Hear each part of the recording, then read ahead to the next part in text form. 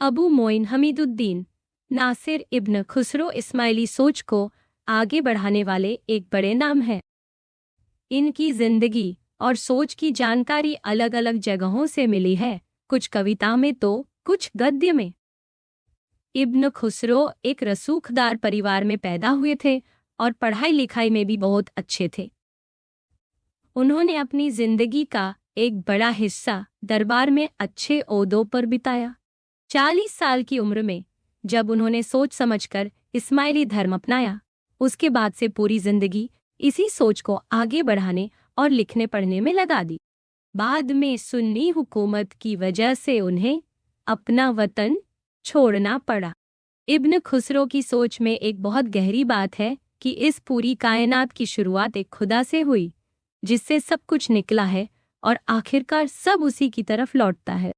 खुदा के जरिए वजूद में यूनिवर्सल आत्मा और यूनिवर्सल अक्ल आती है और यहीं से सारी दुनिया की चीजें, पत्थर से लेकर इंसान तक, हर इंसान के अंदर एक आत्मा और अक्ल होती है जो पूरी तरह से परफेक्ट नहीं होती, लेकिन उन यूनिवर्सल चीजों का ही हिस्सा होती। खुसरो का मानना था कि हमें दोबारा उसी यूनिवर्सल आत्मा और अक्ल से जुड़ने के लिए किसी खुदा के बताए हुए रास्ते की जरूरत है, यानी एक रहबर चाहिए। इसी सोच के चलते खुसरो की फिलॉसफी पहले के इस्माइली सोच से थोड़ी अलग हो जाती है। इब्न खुसरो की जिंदगी 4 हिस्सों में बंटी हुई है। पहले 40 साल का वक्त जब उन्होंने पढ़ाई लिखाई और दरबारी जिंदगी में खूब नाम कमाया, उसके बाद उनका इस्माइली धर्म अपनाना, फिर उनका 7 साल का सफर जिसकी पूरी दास्तान उन्होंने सफरनामा में लिखी है, और आखिरी वक्त अबू मोइन हमीदुद्दीन नासिर इब्न खुसरो की पैदाइश कोबादियान में हुई थी, जो मर्व इलाके में है।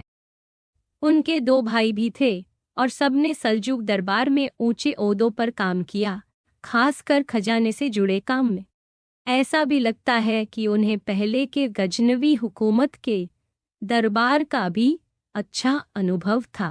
उनकी लिखाई पढ़कर साफ पता चलता है कि उन्होंने उस दौर की तमाम जरूरी पढ़ाई की थी, जिसमें साइंस, अदब और अलग अलग फिलॉसफी की समझ शामिल थी, यहाँ तक कि यूनानी और नियोप्लेटोनिक फिलॉसफी भी पढ़ी। खुद अपनी लिखी बातों में इब्न खुसरो बताते हैं कि उन्होंने इस्लाम के कई अलग अलग रास्ते देखे, लेकिन सच्ची तसल्ली उन्हें इस्माइली सोच में मिली। इस्माइली रास्ता अपनाने के बाद वो 7 साल के एक लंबे सफ़र पर निकल पड़े, जिसमें से 3 साल उन्होंने काहिरा में फातिमी खलीफा अल-मुस्तनसिर के दरबार में गुजारे। फातिमी हुकूमत उस दौर में इस्माइली उसूलों पर चलने वाली एक बड़ी ताकत थी और बगदाद में बैठी सुन्नी अब्बासी हुकूमत से सीधा मुकाबला कर रही। काहिरा से निकलने के बाद इब्न खुसरो अपने वतन खुरासान में इस्माइली मिशनरी काम के मुखिया बने, लेकिन बाद में सुन्नी हुकूमत के डर से उन्हें वतन छोड़ना पड़ा और जिंदगी का उन्होंने बदख्शां के पहाड़ों में, ताजिकिस्तान और अफगानिस्तान के इलाके में गुजारा। इब्न खुसरो की सोच में यूनानी नियोप्लाटोनिक फिलॉसफी का गहरा असर दिखता है। उनकी सोच के मुताबिक सब कुछ खुदा से शुरू होता है, फिर खुदा का बोल यानी लोगो, उसके बाद अक्ल, आत्मा और आखिर में कुदरत की दुनिया आती है। इस्माइली सोच में दुनिया 2 हिस्सों में बंटी मानी जाती है, एक बाहरी जो दिखता है और एक अंदरूनी जो असल है। हर बाहरी चीज का एक अंदरूनी मतलब होता है, यानी असल सच्चाई तो अंदर छुपी होती है। इनका मानना था कि पूरी कायनात की शुरुआत रूहानी दुनिया से हुई, जो बाद में हमारी दुनिया में बदल गई, और यही दुनिया दोबारा रूहानी दुनिया को समझने की कोशिश करती है। इब्न खुसरो की सोच अपने बाकी इस्माइली साथियों के जैसे ही थी, लेकिन उन्होंने अपनी बात को थोड़ा अलग अंदाज में समझाया था, जिससे वो पहले के दार्शनिकों से अलग दिखते। खुसरो सबसे पहले तौहीद यानी खुदा की एकता की बात करते हैं।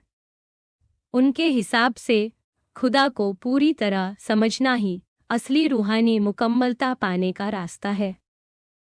उनके मुताबिक खुदा ऐसा है जिसे किसी भी इंसानी सोच या मिसाल से नहीं समझा जा सकता, क्योंकि खुदा का कोई जोड़ा या उल्टा नहीं है।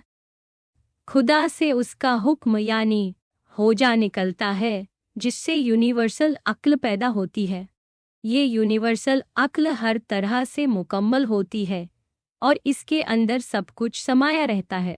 यूनिवर्सल अक्ल हमेशा खुदा के करीब रहती है और वहीं से अपनी पूरी कामयाबी हासिल करती है। इसी इबादत से यूनिवर्सल आत्मा निकलती है, जो मुमकिन तो है लेकिन पूरी नहीं, क्योंकि ये खुदा से दूर है। यूनिवर्सल आत्मा को जब ये दूरियां महसूस होती हैं तो वो खुदा की ओर बढ़ती है, ताकि वो भी वही मुकम्मलता हासिल कर सके जो अक्ल को मिली है।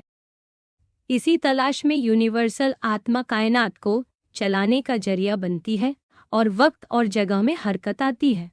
यूनिवर्सल आत्मा की इसी हरकत से सारी दुनिया में तसलसल पैदा होता है। इससे दो जोड़े बनते हैं, गर्मी और ठंडक, गीलापन और सूखापन। इन्हीं से चार अनासिर बनते हैं, मिट्टी, हवा, आग और पानी। इन्हीं चार से आगे चलकर पत्थर, पेड़ पौधे और जानवर आते हैं। आखिर में सबसे ऊपर इंसान आता है। हर इंसान के अंदर भी एक अपनी अक्ल और आत्मा होती है, जो वही गुण दिखाती है जो ऊपर यूनिवर्सल में है, बस थोड़े छोटे पैमाने। पूरी कायनात अक्ल और आत्मा के आधार पर ही चलती है और हर चीज में असली अक्ल और मुकम्मल बनने की चाह होती है। खुसरो की सोच के मुताबिक इंसान की सबसे बड़ी जिम्मेदारी है कि वो अपनी कमियों को पहचाने और उन्हें ठीक करने की कोशिश करे, ताकि खुदा से सबसे गहरा रिश्ता बना सके। ये तभी मुमकिन है जब इंसान दिमाग और समझ का सही इस्तेमाल करे, हर काम को पूरे समझ और सच्चाई के साथ करे और पढ़ाई लिखाई से खुद को बेहतर बनाए। इसी के लिए जरूरी है कि इंसान किसी सच्चे रहबर को ढूंढे जिससे सही रास्ता मिल सके। खुसरो मानते हैं कि खुदा कभी भी अपने पैगाम को बिना किसी रहबर के नहीं भेजता, और ये रहबर एक जिंदा इंसान होता है जिसे सब इमाम कहते हैं। यही इमाम रूहानी और दुनियावी दोनों मामलों में लोगों की रहनुमाई करता है और सही मायने में खुदा का पसंदीदा होता है।